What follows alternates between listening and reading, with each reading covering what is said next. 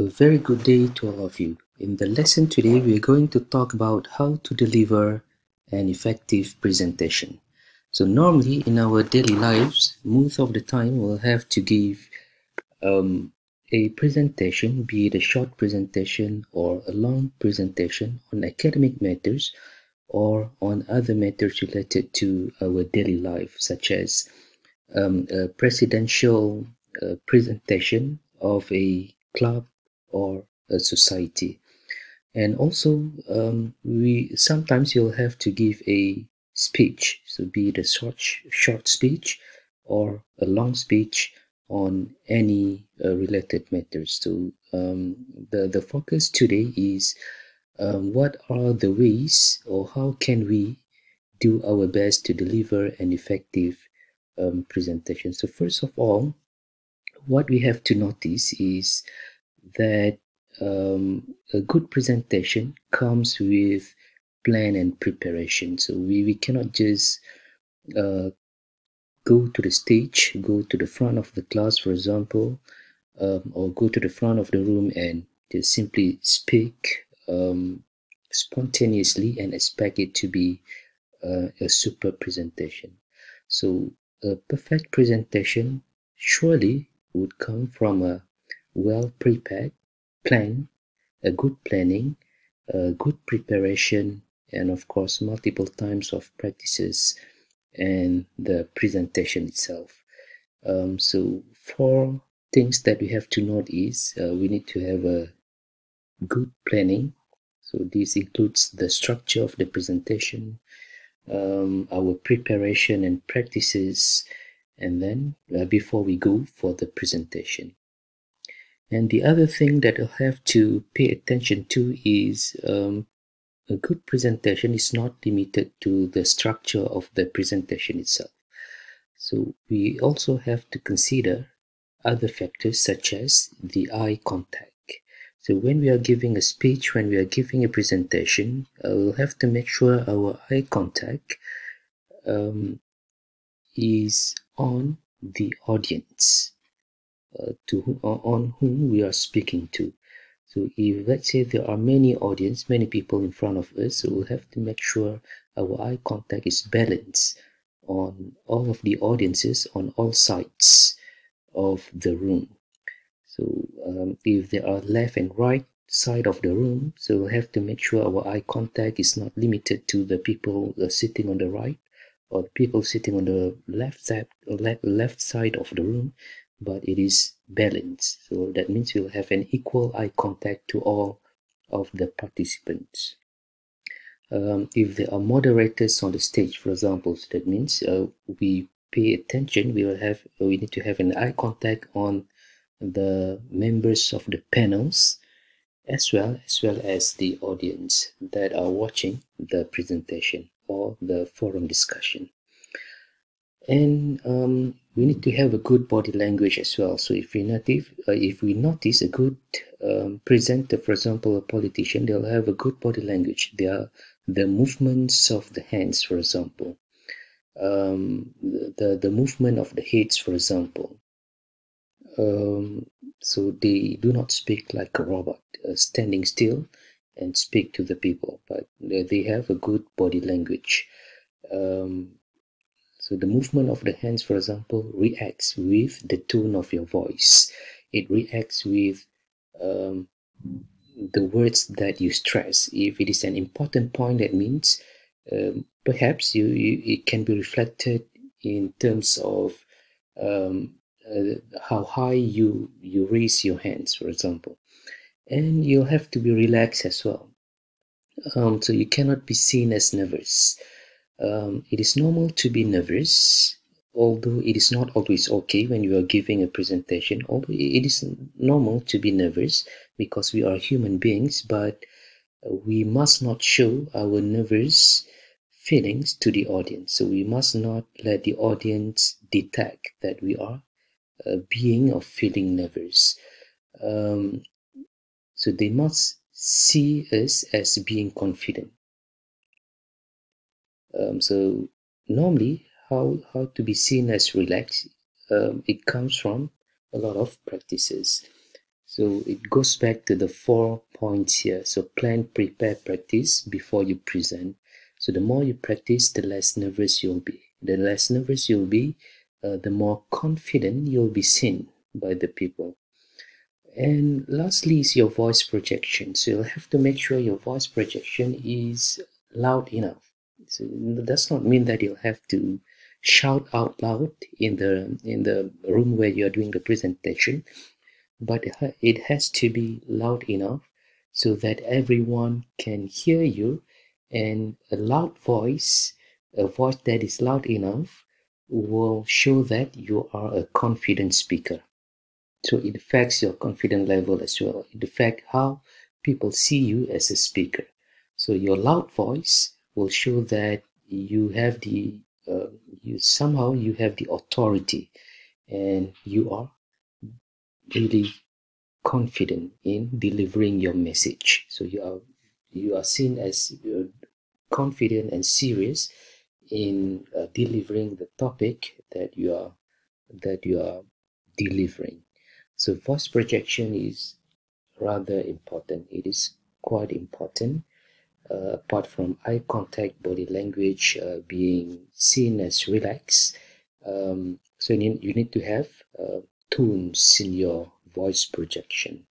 So that means you cannot be monotonous, but you'll have to have multiple tones. Depends on what what you stress in your speech. So if you are talking about something that is very important, an important point, for example, so your voice, the intonation of your voice will be a bit higher. So you will stress on the words because they are important. You want people to remember. So that means you are not monotonous, but you have different tones when you are delivering the presentation. So now let us talk about the format of a good presentation. So normally a good presentation will have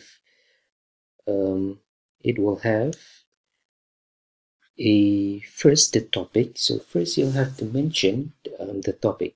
So before you mention the topic, what you do is you greet the audience.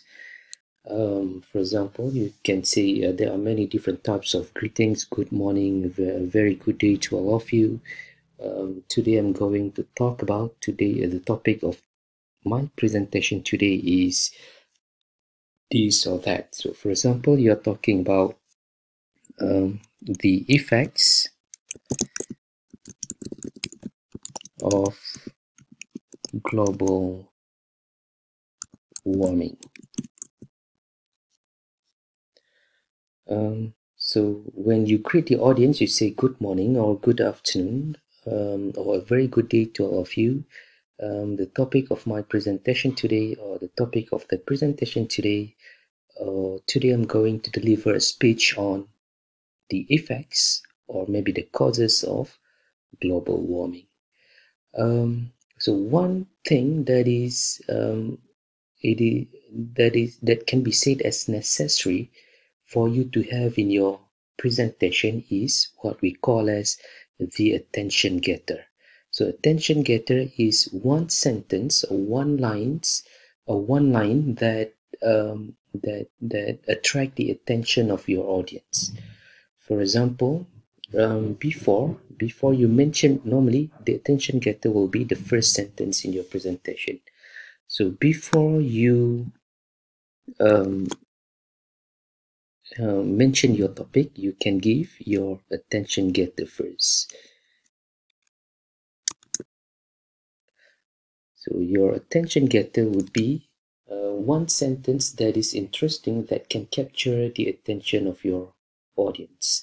For example, when you say, let's say your topic is global warming, so your attention getter could be, do you know that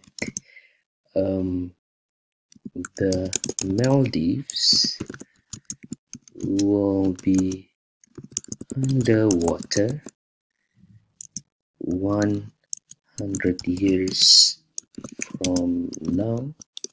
So that is an attention getter. So you know that the country, the Maldives, will be underwater 100 years from now. So that is something that can capture the attention of the audience, because they will ask the question why and what would happen in the future 100 years from now. What will happen to the country called Maldives 100 years from now? So that is your attention getter, one sentence or one question that you throw to the audience to get their attention, to pay attention to your presentation. So normally in attention getter, you can ask a question like this.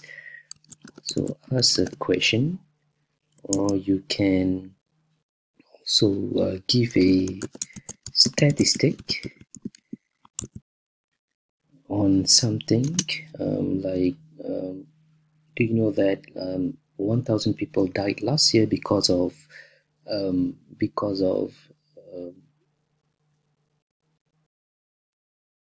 smoking vape, for example. And then you can give a shocking statement, or you can also ask a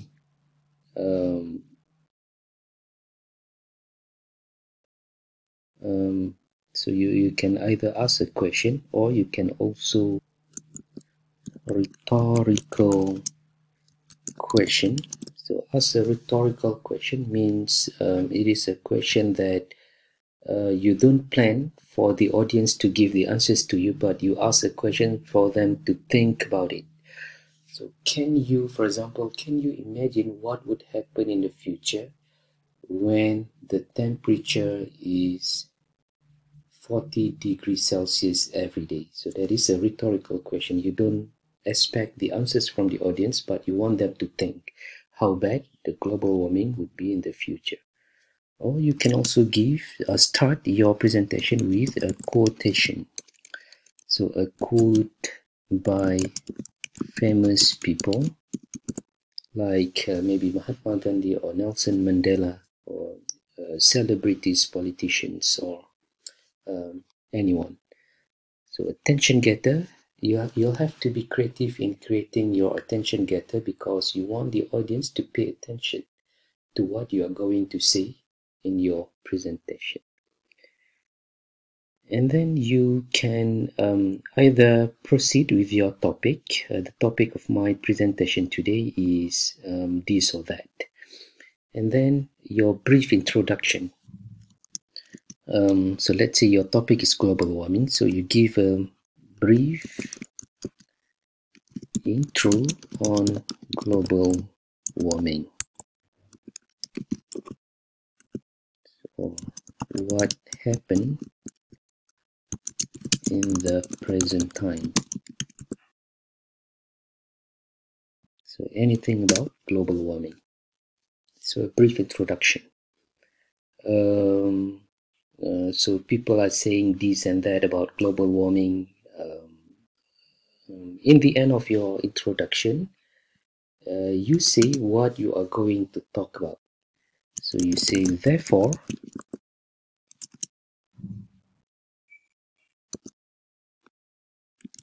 in the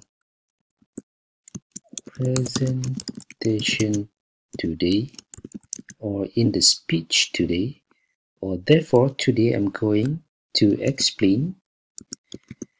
Therefore today I'm going to explain 4 major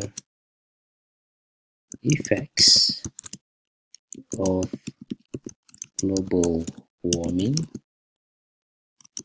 which are, so you mention all the main points that you are going to mention in your presentation. And then you move on to your first main point. So the first effect of global warming is the rise of sea level.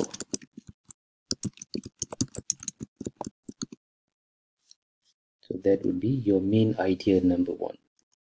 So that is your main point number 1. So the first cause of the first effect of global warming is the rising or the rise of sea level around the world. So when you are saying your main idea, so let's say you have 4 main ideas, so that means you have 4 supporting details. So when you have your main ideas, normally you start your main idea with linking words like firstly, secondly, thirdly, firstly, secondly, thirdly, fourth, fifth, sixth, moreover, then, next, furthermore, to add to that, in addition. So those kind of words that you use with your main ideas. So you say, firstly, the effect of global warming is the rise of sea level. Secondly, the effect of global warming is the sinking of lowland areas. So secondly, the effect is sinking of lowland areas, so like the countries like Maldives. So when you have your main idea, you'll have to explain your main idea. So that is why we call it as supporting detail. So for example, when you say, firstly, the effect of global warming is the rise of sea level, and then you say this can be seen in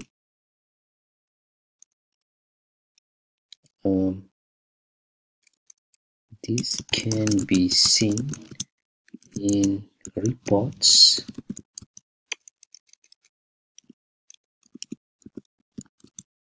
by the United Nations that every year the sea level is increasing by 1 centimeter. So that is your supporting detail. You explain your main idea. So you can also further by explaining the major supporting detail. You explain better in minor supporting detail. So that means your major supporting detail will describe your main idea, and your minor supporting detail will describe your major supporting detail.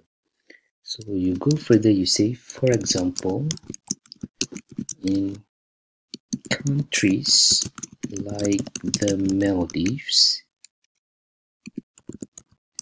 it is calculated that the land will be sinking in the next 100 years. So you can explain better with more sentences, of course, but that is about it.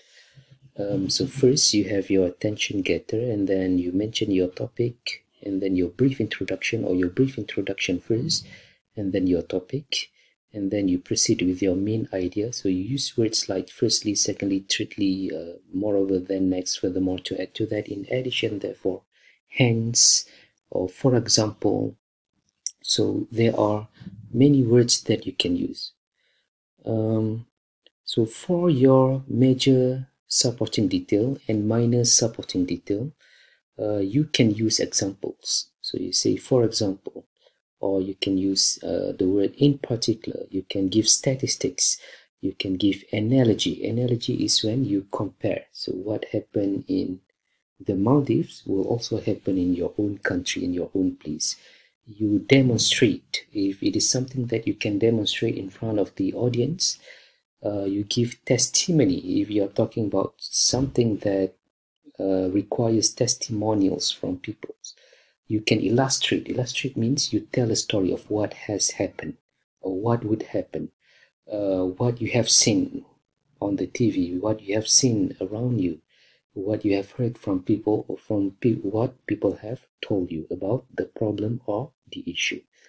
So major supporting detail and minor supporting detail, these are the things that you can talk about: examples, statistic, analogy, demonstration, testimonials, illustrations, and lastly, and then you continue with your second point, third point, fourth point, and lastly, you go to your conclusion. So you say, you use words like to conclude,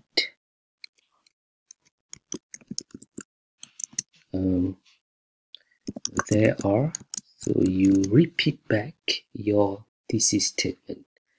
There are 4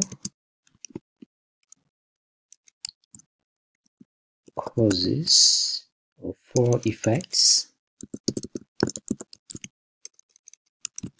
of global warming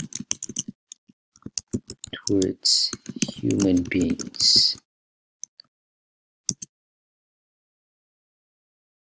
Therefore, it is hoped that we can take immediate action to do this and that to cater to the problems. So in your conclusion, first you can have your concluding sentence. So this is what we call as concluding sentence, followed by your wish or hope or action to be taken in the future. So you can also end with a quote from famous people. So if we didn't do this, this is what would happen in the future. So therefore we have to do something to so that the problem won't occur in the future.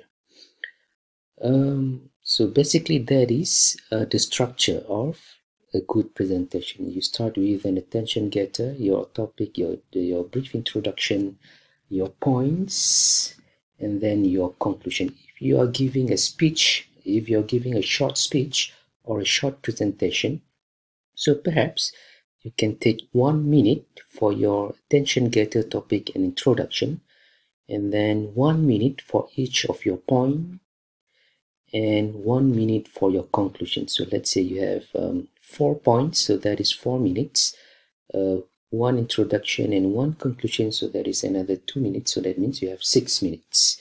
If you have 3 points, you take 5 minutes for your presentation. So if you're giving a short presentation, you'll have to make sure that your presentation is short and concise. You tell what is important only to the audience. So you have your main point and you explain your main point in detail, short and concise, so that people can understand what your main point is all about. Here are some linking words that we can use when we are giving a speech or presentation. So other than firstly, secondly, thirdly, moreover, then, next, however, hence, therefore, we can also use words like likewise, correspondingly, equally, not only but also in the same way, similarly, if we are talking about similarities, if we are talking about cause and effect, consequently, as a result, thus, hence, since, because, therefore, accordingly, this suggests that, it follows that for this reason, we have to do this and that. If we are comparing and contrasting, alternatively, however, conversely, on the other hand, instead, yet, on the contrary, if you're talking about something that is different in nature. Limitation or contradiction.